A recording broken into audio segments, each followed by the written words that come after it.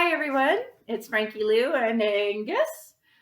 We're here again today to discuss with you one of our favorite crops, both to eat and grow. Potatoes. We really love potatoes for various obvious reasons. We do love to eat them. Actually, it's one of the few crops that Angus will actually eat. Angus lives by osmosis, I always likes to say, but he will eat potatoes. And I did grow up on a potato farm out in Delta, BC, so I like potatoes and could eat them every day. I'm also a celiac. It's a great option if you're a celiac to get your carbs and stuff. Clearly, I enjoy my carbs. And one of the best things, though, is if you're a novice gardener or a child wanting to get started, potatoes are super fun, super easy, and I grew one in my bedroom. He grew one in his bedroom, and that wasn't an accident. So yes, love potatoes. Great starter crop for people who haven't done it before, or for children, as I say, because there's nothing kind of more exciting for a kid for that very first time, pulling that plant out, shoveling it out, and getting a whole meal worth of potatoes from one plant. Okay, so number one thing you can do, once again, did grow up on a potato farm in Delta, BC, but this isn't Delta, BC. You can't drop a seed in the ground, it'll just grow.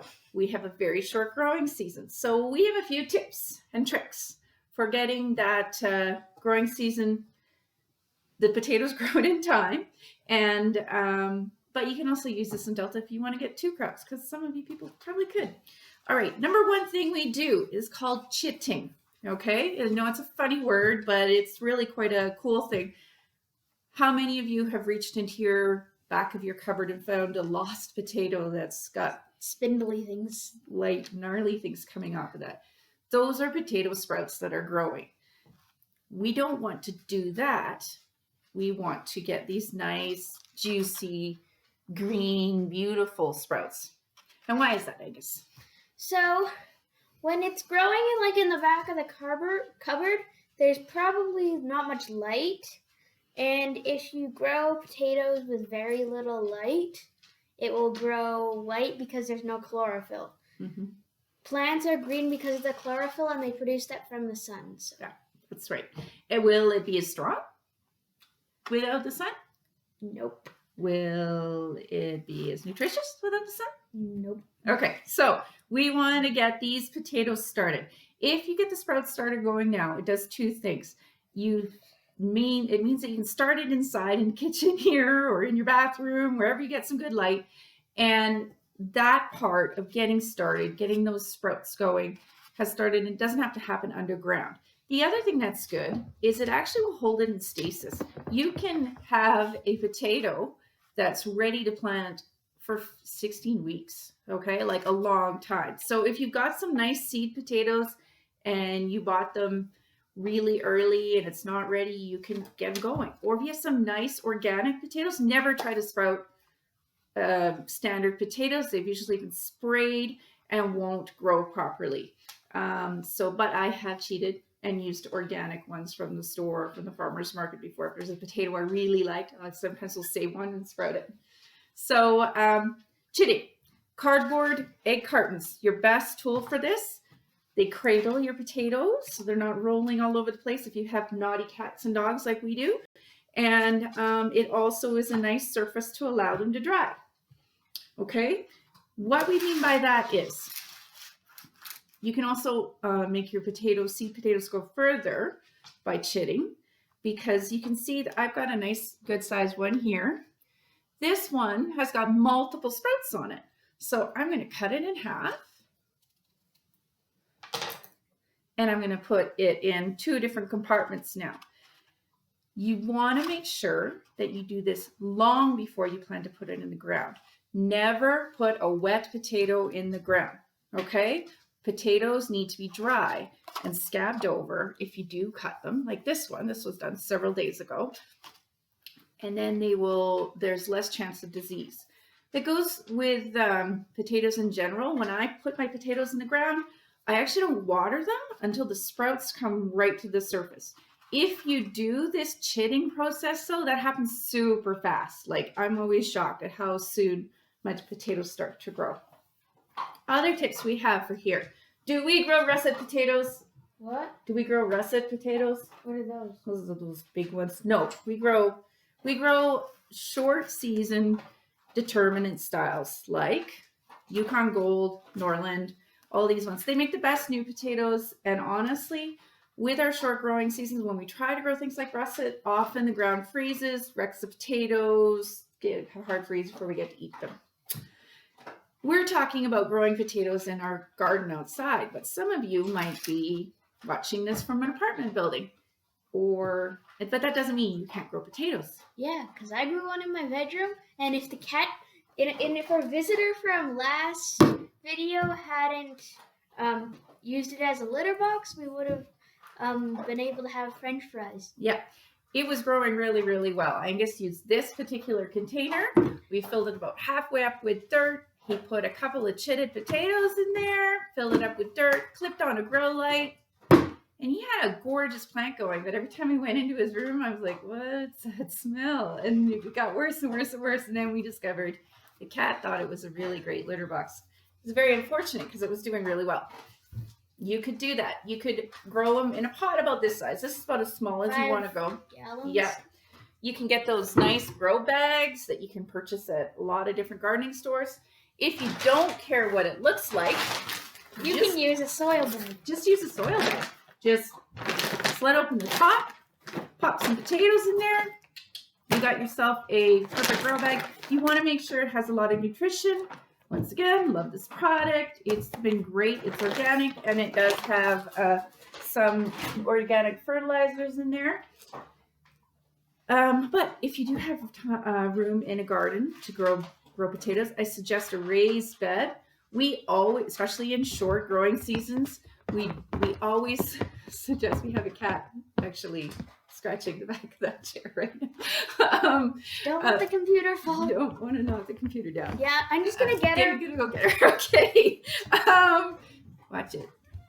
Okay. There we go. She's evil. What we do is we will often grow in raised beds. Raised beds are great because they're good for intensive planting. Because the soil doesn't get compressed and you can work from all sides. The other reason a raised bed is great is because you can plant far more intensively. If you were to plant potatoes in the ground, you'd have to worry about rows with places to walk in between them, and you also would not be able to plant this intensively. They should be about a foot apart from each other, and you could maybe get away with doing 9 on a 4x4 plot in the ground, and that's unlikely. You'd probably get away with even less because you need to be able to get between. But in a grow box, how many can we have there? Like at least 5 more. Yeah, well, 13, so 4 more, because you can get them in between there. There's still almost a foot in between each of these. Okay, the soil heats up a lot faster when it's a raised bed, and with a place like Calgary, where the soil is really, really clayey, raised beds are really great as well. I also find that the raised beds assist us in fighting our pests that we have here. Pocket gophers. Pocket gophers, probably the worst pest in any garden I've ever seen. We're not talking those cute little prairie gophers that live in colonies and are nice light brown and chirp at each other. No, we're talking about something that looks a lot like a rabid rat on steroids. And it lives underground, and it tunnels up and it eats little bits and pieces out of your crop. These horrible big mounds. They're just a nightmare. And so we do lots of things with the raised beds. We put screen under it to help with that. Another thing that I do is I interplant with onions. It helps a little bit. We don't believe in using any pesticide, right? Nope. So we believe in something called companion planting, and we'll talk more about that later when we're putting stuff in the ground. But this is one of our best companion plants that we have found for planting with our potatoes. We plant them in between, like boink, boink, boink, boink, boink. And you get your onions in there. It helps protect the potatoes from a lot of the pests that go after them. Your onions aren't going to be as big and as great as they would be if they're planted on their own, not outside the potatoes, because they need a lot of sun, and potatoes are big bushy plants. But this bag of 100 potatoes, onion sets cost me like $3. Yeah, so it's a no-brainer. I'm not going to be having to spray pesticide on it. It's going to help. I also plant nasturtiums and marigolds often with my potatoes, and lettuce around the border to make it look attractive. Other things that we do, you want to make sure that your soil is really well amended, but I wouldn't suggest using just straight manure. Then you end up with a scabby potato. Angus insists that that wouldn't bother him, but I know better. Scab doesn't affect sort of the quality of the inside of the potato, but it does leave some pretty gnarly looking things on the outside that you Still a potato. Still a potato. Still tastes better than anything you buy in the grocery store. Okay. We've had some other experiments with our potatoes when we were living in the city. One time we put plastic down over our bed, poked holes. You did? Yeah, you were too young to remember that. And the potatoes grew up like this. The black plastic heated the soil up and the potatoes grew up through there. It was a bit too fussy for me, but boy, I did get a really great potato crop that year. So, and also when I was doing like this gardening competition, we had this, so I had a potato about this big, and one of the potatoes that I got from it was this big. We were able bigger than a watermelon. Yeah, it was huge, and it wasn't hollow in the middle. It was wonderful. We were able to use it for lots of fries that night for the family. Yeah. Okay. We fed our family of 5. So we love new potatoes. We like to get them when they're really nice and young. I usually end up eating all our potatoes before we even get to full size. But do wait until your potatoes have got flowers and have had flowers for a little bit before you start trying to dig through there and get the little guys out of there. So quick recap: chitting, that's doing this, making sprouts. Well amended soil, raised beds are great.